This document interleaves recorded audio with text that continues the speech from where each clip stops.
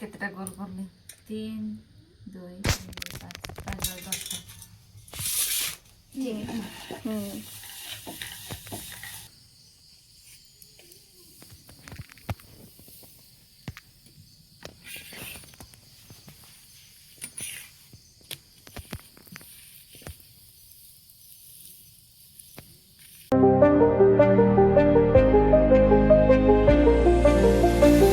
जय जगन्नाथ भाई मैंने आप मैंने कहते आशा कर मैंने बोले थे आम भल अच्छे आम रिचार्ज सरी आम भिड बन पारुनी आज मोर माँ मोर बड़ माँ रिचार्ज करदेला आम रातिर भात करने आज रुटी करवा माँ को आस रुटी करवा आम आज हाँ मु चदर घोड़ी जाए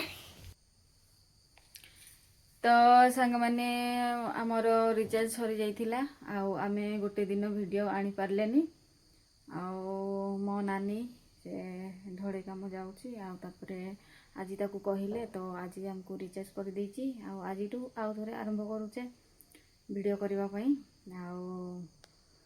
आपण मानकू आउ थोड़े आउ गोटे नुआ वीडियो सहित सूर्यरंजन ब्लॉग रे आपण मानकू स्वागत करुचु समस्त को। तो चलतु एबे आमे राति रे भात रांधिने अटा केते अछि अटारे रुटी बनेबा घुड़ी हेछि हमर एपटे शीत होउची नेडकलो तापरे एबे चलतु रुटी बनेबा तरकारी सब कोन करबा चलतु संग माने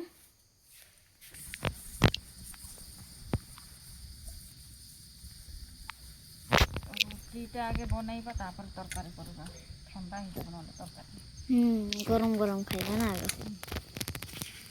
ठंडा दिन गरम गरम खाइले भल ना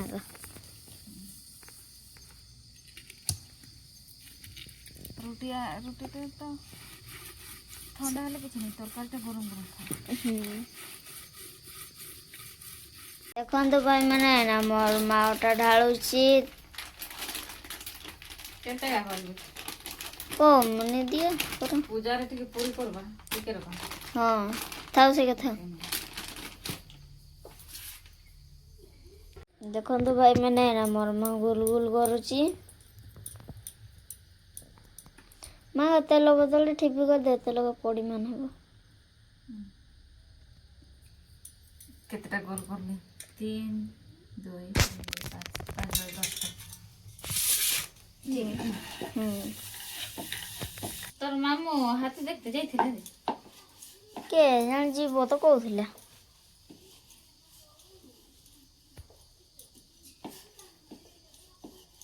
काजू गड़ार रही जाइछन हां तो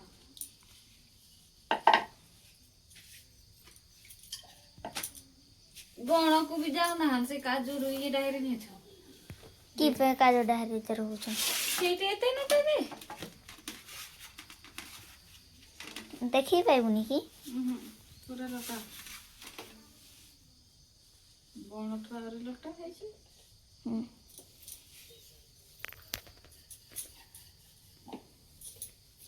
हाँ तो सही डेली की पे रोजाना बार बार कुछ भूख रे बाहर चन धान खाइबे जंगल तो काटी की सफा करू छ ना केठी रहिबे हाथी बाबू सफा करूछन काटी की आ के मने काटुछन काठ सब दिन आनु चन जे बड़ बड़ गछ का काटु चन जे एटा सेटा तयारी होचे पलंग को टिसो ये चूरो कर काठ आनु चन बिक्री कर चन देखो गाँ को थोड़ी पसी आसीबे पोसिया सुन मार दोन मुठे या उस्ता सेटा ये सुन करने भूल ना ग और घर गाँ में भांगु छ हमर घर का संग भांगु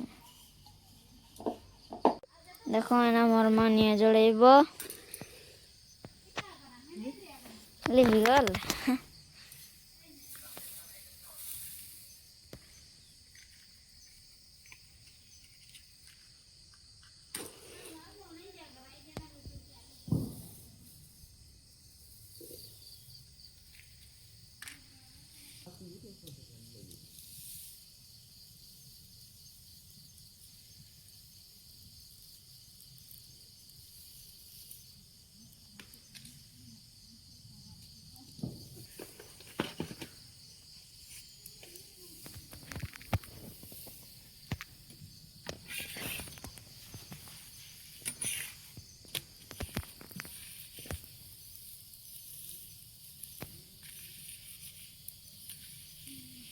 ଦେଖନ୍ତୁ ଭାଇମାନେ ଆମ ତରକାରୀ ସିଝି ଆସିଲା ଆଉ ଏଇଟା ବଡ଼ ମାଛ ସେଇଟା ଆସିଲା।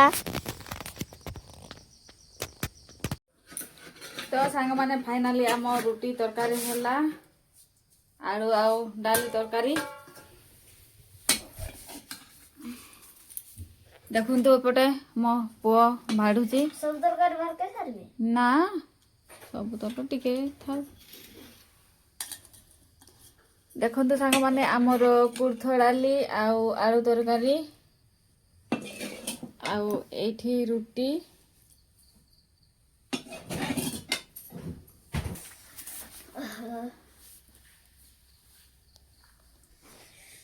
ତ ସାଙ୍ଗମାନେ ଆସନ୍ତୁ ରୁଟି ଡାଲି ଆଳୁ ତରକାରୀ ଖାଇବା।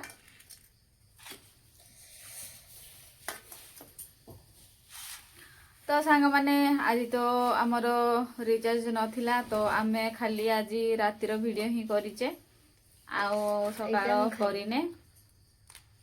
ରାତିରେ ହିଁ ରିଚାର୍ଜ କରିଛେ।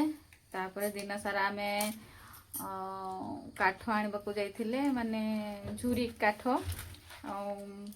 ବଣ ତ ଯାଇ ହେଉନି, ହାତୀ ଆସୁଛନ୍ତି। ତ ଆମେ ସକାଳୁ ଯାଇଥିଲେ, ଦିନ ସାରା ସେଇଆ ହିଁ କାମ କରୁଥିଲେ, ଆଉ ରାତିରେ ରିଚାର୍ଜ କରିକି ଭିଡ଼ିଓ ଆମେ କରୁଛେ। ତ ସାଙ୍ଗମାନେ ଆଜିର ଭିଡ଼ିଓ ଆପଣମାନଙ୍କୁ କେମିତି ଲାଗିଲା ଆପଣଙ୍କ ମତାମତ ଜଣାନ୍ତୁ। ଆଉ ଭିଡ଼ିଓଟି ଏଇଠି ଶେଷ କରୁଛୁ। ଜୟ ଜଗନ୍ନାଥ, ନମସ୍କାର, ଗୁଡ୍ ନାଇଟ୍।